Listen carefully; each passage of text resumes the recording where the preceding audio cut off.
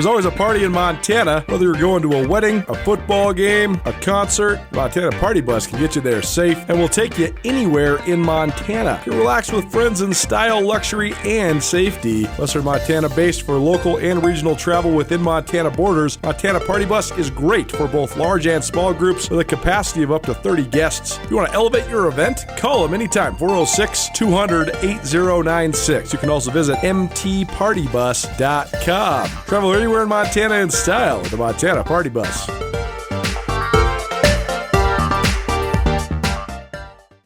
Well, it was a late night when we both sound so great. Here we are, Colter Nuanez, Brooks Nuanez, Big Sky Breakdown. Just checking in because the Griz and the Cats kicked at the same time last night, and we try our best to be two places at once as often as we can, and you can only really be in one place, but we had crews at both Montana and Montana State last night. Brooks and Sammy Kim and our new photography interns, Sydney Edmond, were there in Missoula, and then myself, Blake Hempstead, Jason Bocci, and Brandon Sullivan were all here in Bozeman, and I saw a thriller. You saw a game that wasn't going how people thought it might go until all of a sudden it was, and then the Griz pulled away for a 42-17 win over Central Washington. I saw a game that went to double overtime, and Montana State comes up short 30-24, a heartbreaking fourth down stop for the Cats, and it was sort of reminiscent of when they lost to North Dakota State in the playoffs 2 years ago. Here, it was a similar scene. Obviously, not a night game, that NDSU game, but it was one of those ones where when the actual call that sealed the game happened, everybody in the stadium was utterly stunned, and the other side was celebrating, but then they also didn't know what to do because they're 90 people in the span of in a sea of 30,000 that is on the winning side of it. So definitely a fascinating game. We'll start with your game. What did you think? Just overall impressions of the Griz last night? How was the atmosphere? How was the blackout turned whiteout? Just give us the deets.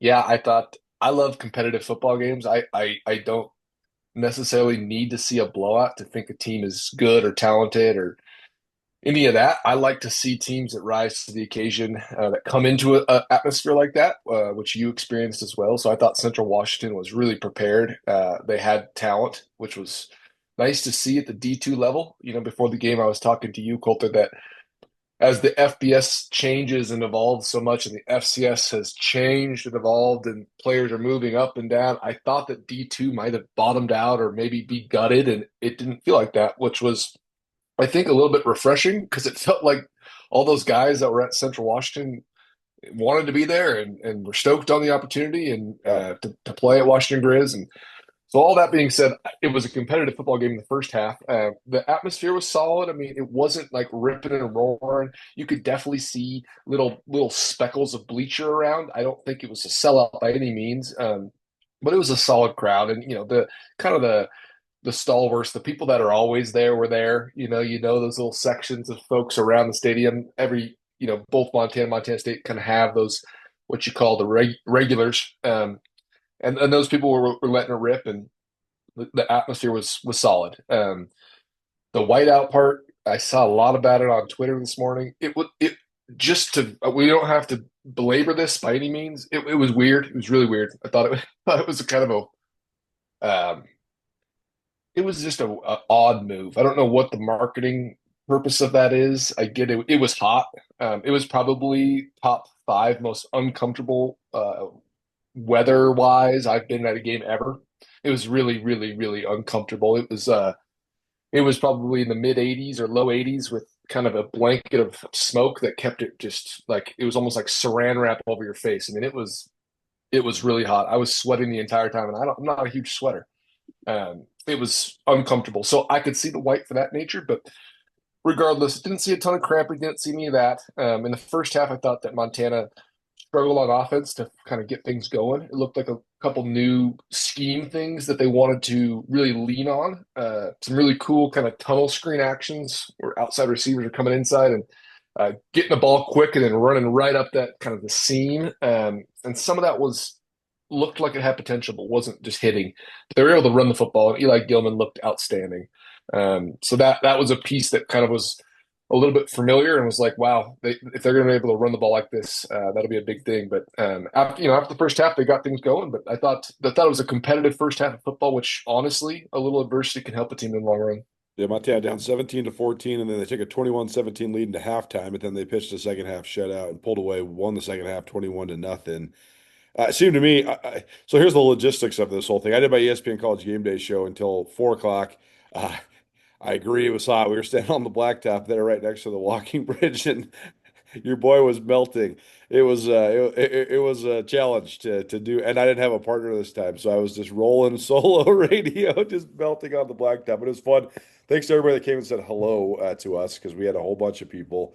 There was a lot of enthusiasm around the game, certainly. People were getting after it like 1 o'clock in the afternoon, leading up to 6 o'clock. So I hope you guys were feeling okay out there.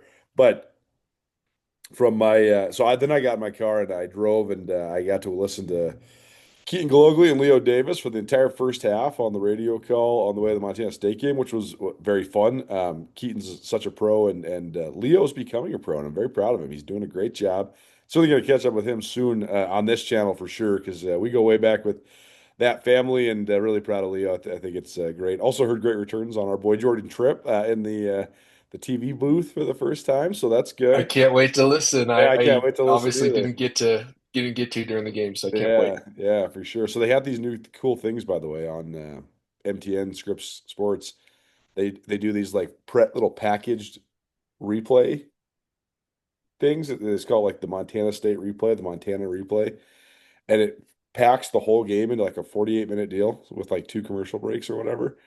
You can find it on there. Sometimes they upload them to YouTube even. It's sweet. Such a great way. Like so we went and got something to eat after the game last night and they were playing the Montana State replay just right on the screen. So we like basically watched the whole game while we were doing our video stuff in an hour, which was great. Super cool resource. Anyway, so I roll in and Gold Rush is utterly lit. I'm talking, I would say, top five crowd I've ever seen at Bobcat Stadium for a non-playoff game, and probably top 10 crowd even when you do include playoffs and rivalries. I thought it was definitely the best turnout for a Gold Rush that I've ever seen, and they show out for Gold Rush. It was a stadium record, over 22,000 fans, so they blew the stadium record out of the water, I think, by almost 2,000 fans.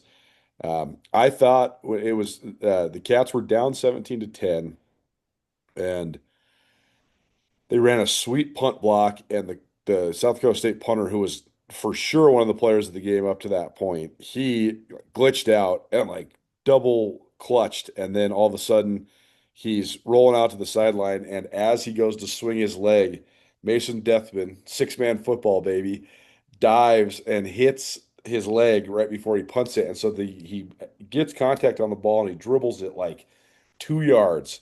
And Seth Brock, who is a guy that I am so high on, we'll get to I think there's like three young guys on the Cats that are going to be so good, but I think Seth Brock is like going to be a star. He is he's like a 6'4" DN who came in at like 195 pounds, and now he's like 230, 235. I said to Brandon and Blake right before this play, I said 91's the next guy to watch, the next guy that's coming on the D line for the Cats. And then the punter gets his leg hit and he dribbles a punt and Brock recovers it and he returns it for a touchdown into the student section, and the place is shaking. Like it is off the chain at Bobcat Stadium. And you're like, I'm on the South Dakota State sidelines. I'm like, oh, South Dakota State's screwed, man. This is it. Cats are going to swing this. They're going to win. They'll win 21 or 24-17 or whatever going away. And they didn't, man. I'm so impressed with Chase Mason, the South Dakota State quarterback. So impressed with I thought that across the board, South Dakota State looked like an absolute national championship contender. They looked not very much different or worse than what like the 2023 team that ran through everybody and beat the Griz in the national championship. Not quite that much star power, but they looked really good. So credit to them. I thought though the Cats had completely swung the game. So I think that's where Montana State's at, is that not only are you 0-2, not only did you just lose a potential national playoff type matchup, you also lost in front of the biggest crowd that those guys have probably ever played in at home. So that's what's like, how do you turn the page? Like, how do you bounce back from that? I think that's going to be the storyline of the Cats season for the next couple months now because they got backs against the wall with an 0-2 start. But all things considered, an awesome night in Bozeman. I will not be surprised if those two teams are two of the last teams standing when the playoffs play out. I think neither team can hang their head. I mean, somebody had to lose. Somebody had to win, somebody had to lose. But it was pretty cool. So that was sort of the scene. We'll get back to the details of my game, but I want to ask you about a couple specifics on your side. It seemed to me just watching the highlights and following the tweets that the Stars kind of ruled the day for the Griz in the second half. You saw Gilman go nuts, almost 200 yards rushing. Michael Wortham had a kick return for a touchdown, right? Or was it a punt return for a touchdown?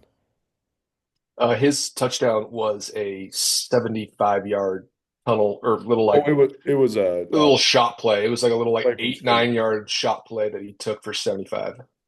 okay. Well, it seemed like those, Gilman, um, and Wortham and Drew Deck scored his first career touchdown. It seemed like the Stars sort of rose up and carried the Grizz, especially offensively. Was that the case in your mind? Yeah, absolutely. I mean, Eli Gilman obviously was the star of the day.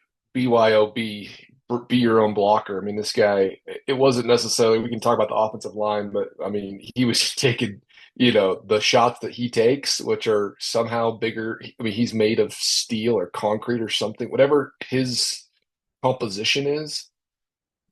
I don't even know what it's like. I mean, there's a couple guys in the NFL that have it, but otherwise, the guy that's fearless that flies down and hits him with everything he has and just bounces off like a pebble.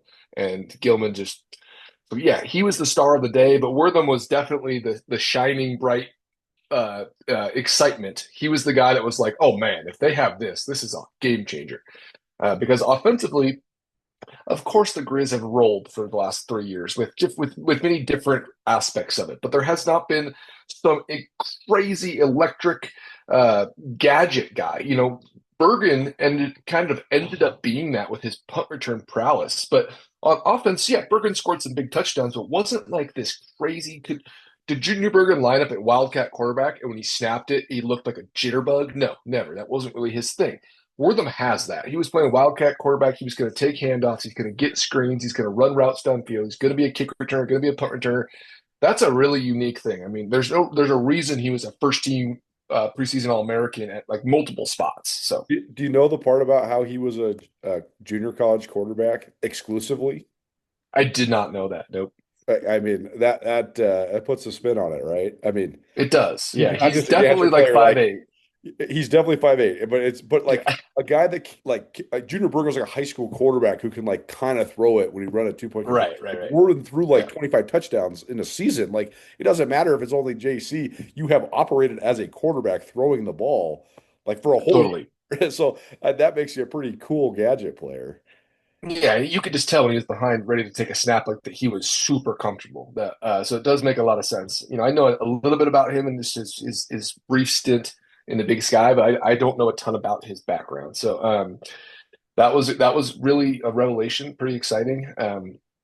Defensively, they rolled a ton of guys. I thought that there were several guys that played really well. I thought Keon Loud played awesome. He's definitely rising to be, as of now, their best player in the secondary and a competitive dog. I mean, he's a dude.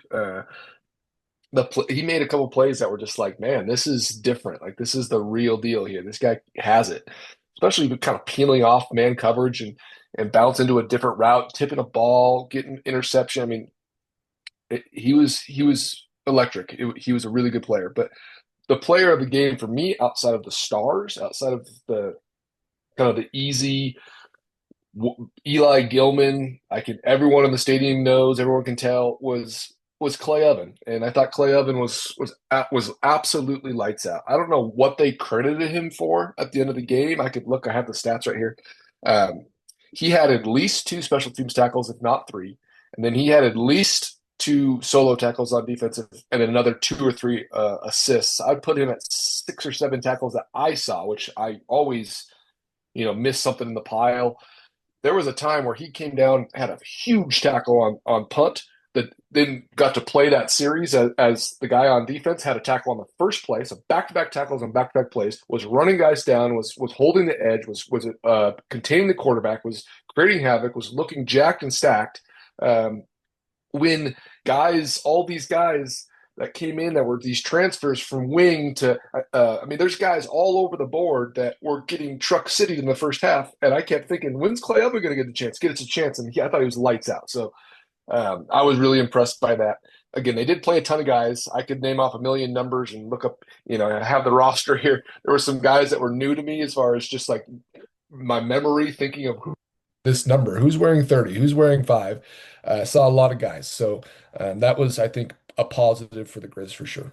Join Town Pump's Pump It Up Rewards Plus program and never pay full price for fuel again. Save 5 cents on every gallon every day at any Town Pump across Montana. Plus, earn and redeem points on your favorite in-store items to get free stuff with our clubs. Stop in and pick up a rewards card. Download the Pump It Up Rewards Plus app today. Or visit townpump.com/rewards to register and start saving. Town Pump. Right down the road. Pump it up. Oh, yeah. Thanks so much for listening to the Big Sky Breakdown podcast series and for tuning into our Skyline Sports YouTube channel. If you haven't already subscribed, please subscribe to both the podcast and all your various podcast hosting networks and to the YouTube channel as well. Thanks to our great partners, including Ryan Miller and Coburn Law. Ryan Miller and Coburn are ace attorneys, each with different expertise. Paul Ryan, the master when it comes to DUIs. Angie Miller, excellent in medical malpractice. Abigail Coburn, federal drug charges. She's the one you want defending you. They can help in any and all sorts of criminal defense cases. They have a live answering service that's available 24 hours a day, 406-542-2233. You can also visit rmcattorneys.com. Ryan and Miller and Coburn, your Montana attorneys. Let's hear from RMC right now. So tell me about just the behind the scenes for the firm expansion from just a branding and promotions standpoint. Yeah, so I love the branding aspect of the business. That is something that, I don't know why, but it's like my little creativity outlet. And so when we were looking at doing the rebrand, we had our diamonds and we wanted to kind of update those to incorporate, where we were going. And so we talked about it. And one of the big things that drives us is that we are that link from our clients to justice, that we, get them to justice that they deserve. And so that's kind of where those 3 diamonds came into play, and that inner link to represent us connecting our clients to justice. And it really hits home for us. So I have 8 tackles, 6 of them solo, so certainly a great effort. he played probably 30% of the defensive snaps. He get 8 tackles. Here's something that makes me very happy. It's really easy to go out and hit the free agent wire and get great players, and you're always gonna be able to get great players at linebacker if you're either of the Montana schools. In any way that you want to go about splicing it, you want to get them out of the portal, you want to get them out of Montana, you want to get them out of state, whatever. You can get 6'2", 225-pound guys to come. I mean, who likes to play at Washington Grizzly Stadium or Bobcat Stadium more than the guys that are partying on the pile and running the ball, and and there's just a ton of those guys. There's just way more guys like that in the state or in the Montana region. That said, when the dudes are from storied Montana high school programs, it just makes it even better. And watching Montana State last night too, I don't want to keep overhyping this kid, man, but Cole Taylor is the absolute realest deal. I mean, Cole Taylor's the realist. He is. If he gets one or 2 steps faster, he's NFL type of guy. He's absolutely huge. 6'3", 235 pounds. Nobody that the Cats have had look like him. I mean, he comes downhill and tackles like Alex Singleton, but he is way bigger than Singleton, like way bigger. So, I mean, again, I'm not trying to overhype the kid. He's only got 2 games in, but I mean, he had like 16 tackles last night. He had like 10 solos, just throwing it around. So the fact that, he's a CMR guy, Clay Elvin is a Building Central guy, like it just makes me happy, It makes me happy that the Griz brought in all these stud linebackers, and they're all good. I mean, I looked at your pictures. It looked like Elijah Tolbert played well, number 11. Looked like Solomon T. Solo, we'll call him. The USC guy played pretty good.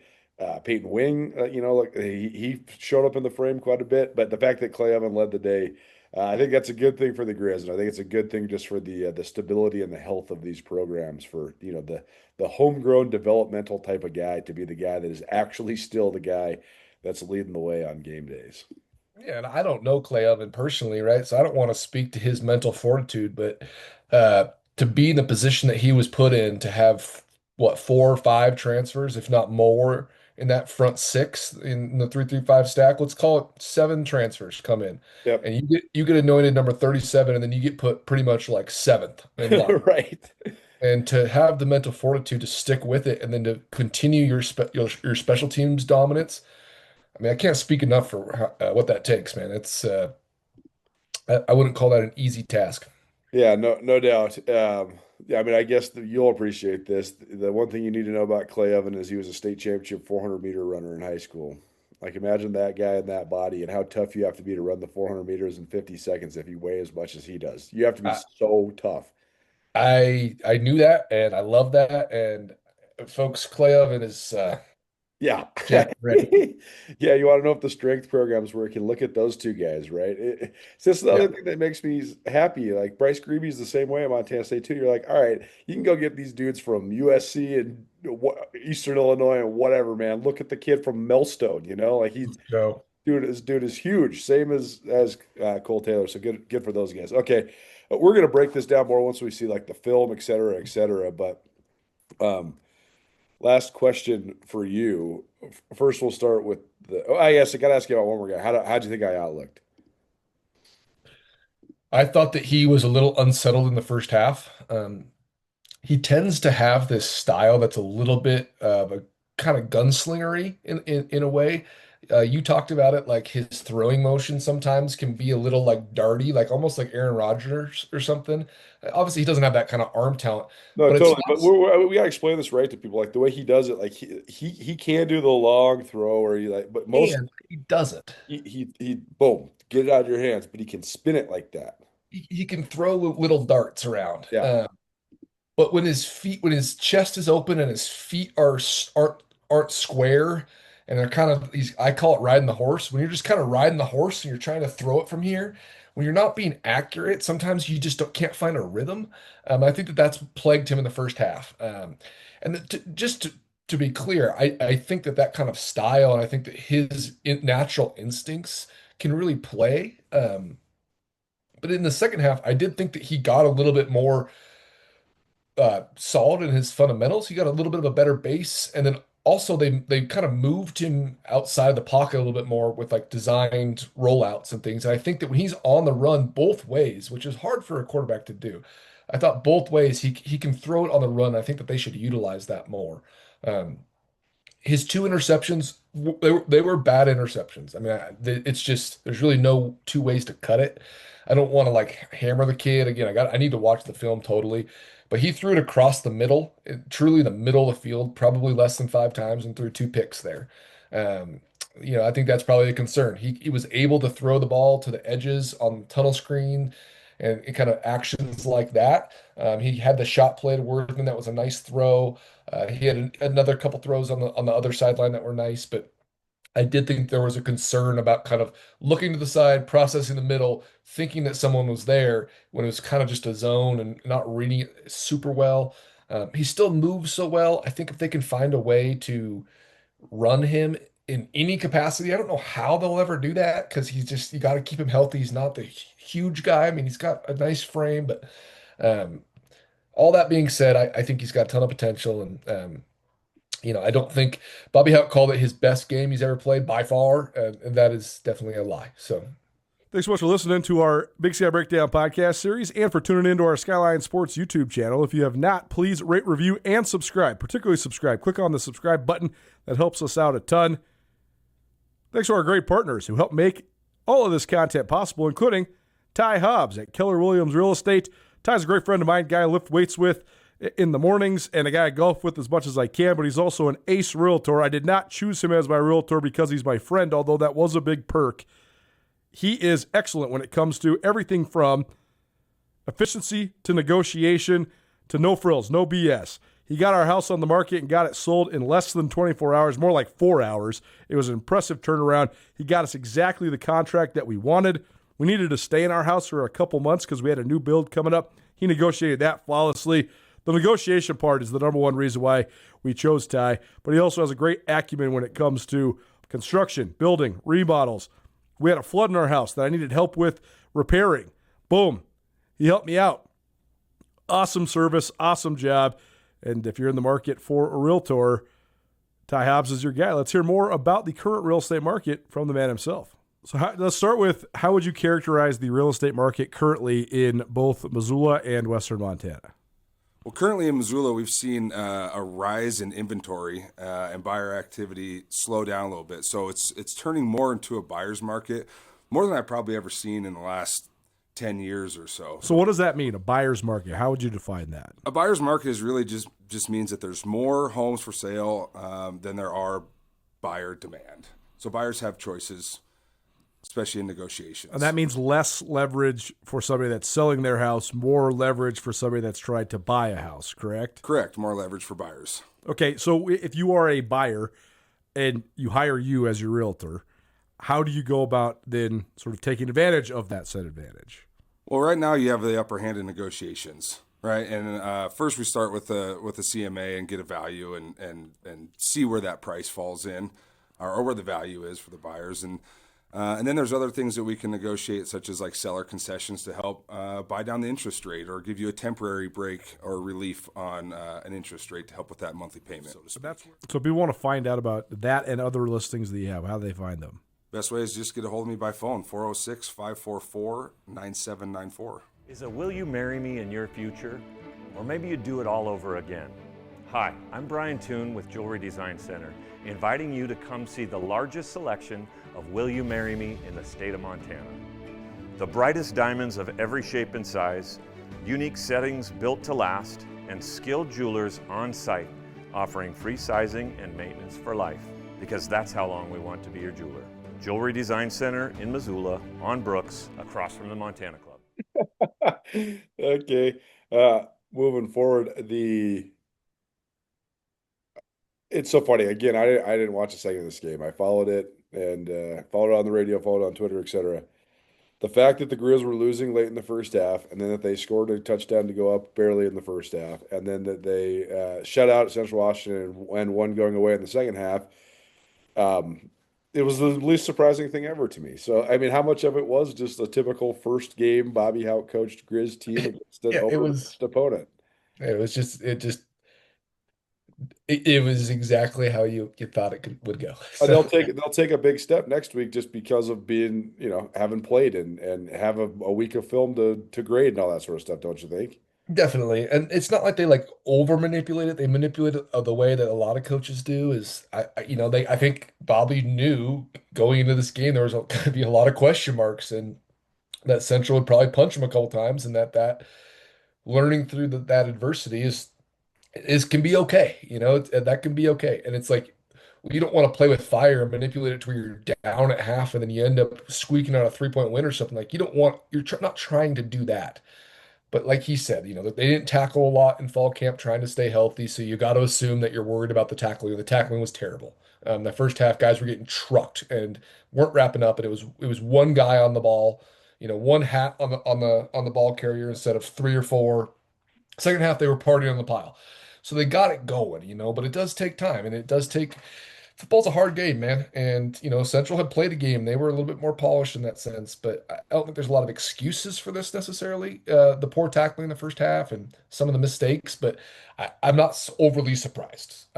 And when you score 42 points and rush for 350 yards, and you have your newly anointed number 37 lead the team in tackles on special teams, dynamo, and on defense, it's like, what? I mean, come on, what else do you want? You have your star corner, you get multiple pass breakups and interceptions. Right. Here we go.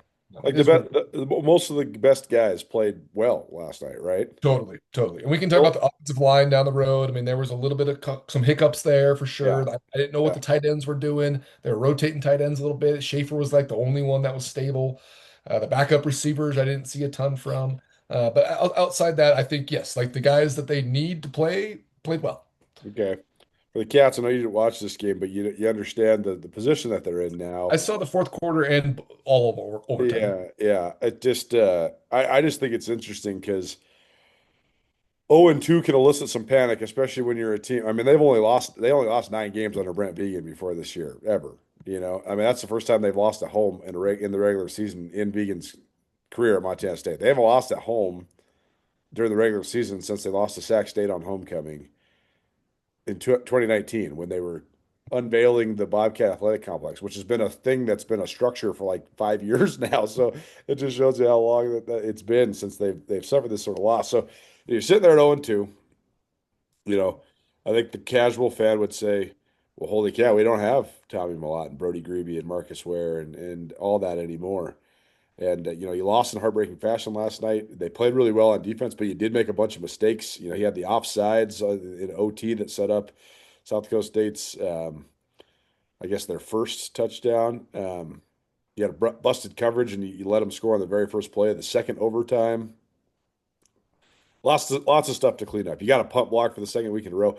You got a ton of stuff to clean up. You also have a ton of bright spots to point to, but you have an 0-2 record. I just think that the key to the entire season for Montana State now is just keeping it 1 week at a time, take care of business, because you now have basically 8 games that you're supposed to roll in until you come back. Then you got UC Davis at home, and then you go to play the Griz the last 2 weeks of the regular season. But, just based on what their schedule is, I think you can run the table. You can't lose at NAU. You can't lose at Cal Poly. You can't be stubbing your toes, but they're going to be big time favorites. And I think they're going to look like next week. I think they're going to destroy San Diego because it's going to look so different to them having played, a top 10 team in Oregon, a top 2 team in the FCS in South Dakota State. But for you, how much do you think it is important for them to not panic? Because being 0-2, it is sort of back against the wall. Yeah, I think that, the visual of looking at it on a screen or on paper is pretty tough to deal with. But the reality is that if you told me, I'm not going to call it a Lamson team. If you told me that a non-Tommy Mellott team lost to Oregon and South Dakota State back to back to start the season after Tommy Mellott, after this era, I'd be like, well, yeah, of course, that's how that goes. You played Oregon and South Dakota State. If you told me in 12 weeks or in 3 months that Oregon and South Dakota State both won national championships, I'd believe you. So it's just, you kind of have to just take that pill and swallow it and know that you're not as good as either of those teams. And that is what it is. There's just a reality there. If they, stumbled and it was just these blundering losses, I would think of it differently than you got beat by 2 better teams and you got to go to work. So that just kind of is what it is. There's facts in this matter. And they have plenty of talent. Like you said, there's plenty of shining spots there. They got to figure out their offensive line and they got to run the football, right? That's right. It's pretty straightforward. It's as straightforward as that, man. Tommy Mellott, Brody Grebe, Riley Orr, all these guys got so many headlines, Whatever. and they deserved all of it. But the Cats have been mashing people for the last 5 years because they've had the best offensive line in the Western United States for the FCS level.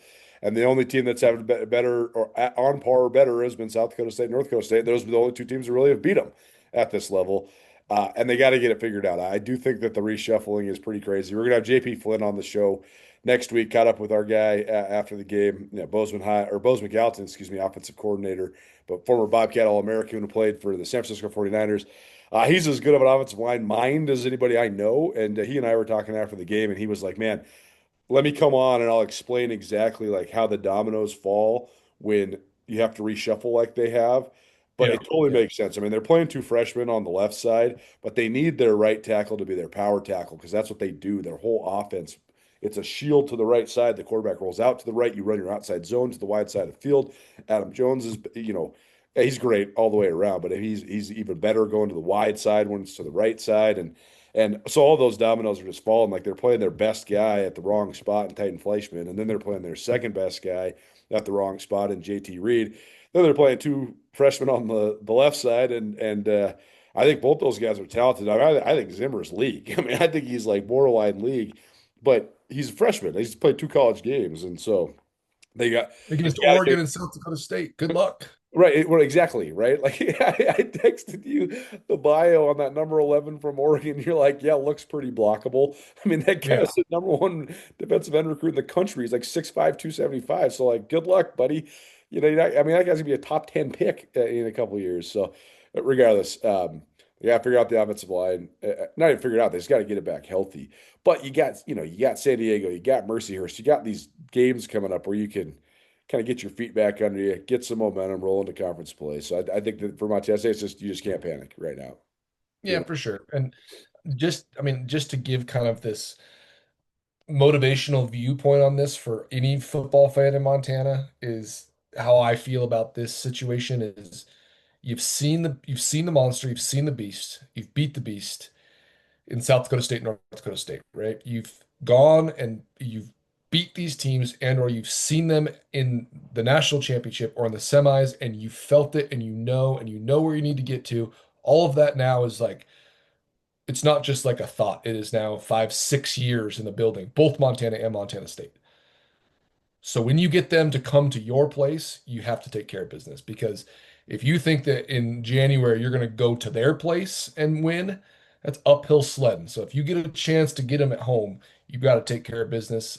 Sounds like South Dakota State was the real deal. So hard to hang your hat too much, but in that situation there, I think the Cats will look back in a couple years and say, "Damn, we should have probably got that one." Well, next week we'll have Jason Bocci, Blake Hempstead, and Tom Stuber in Bozeman, and we'll have me and you in Missoula. So I'll be. I know I've been on the road for the Cats the first 2 weeks, but I mean, how could you not when you're playing Oregon and South Dakota State? It sounds a pretty high level football. I'm already preparing myself for the the letdown of watching lesser teams than what I've seen so far. But it's been a fun 2 weeks. But I just wanted to touch base here so we can get sort of both sides of this. Brooks will join us this next week on the Big Sky Breakdown as well as on Nuanez Now to talk all things NFL. But it is NFL Sunday, so I got to go because I got to drive back there to go watch some football. Thanks for doing this, man. Yep. Thanks.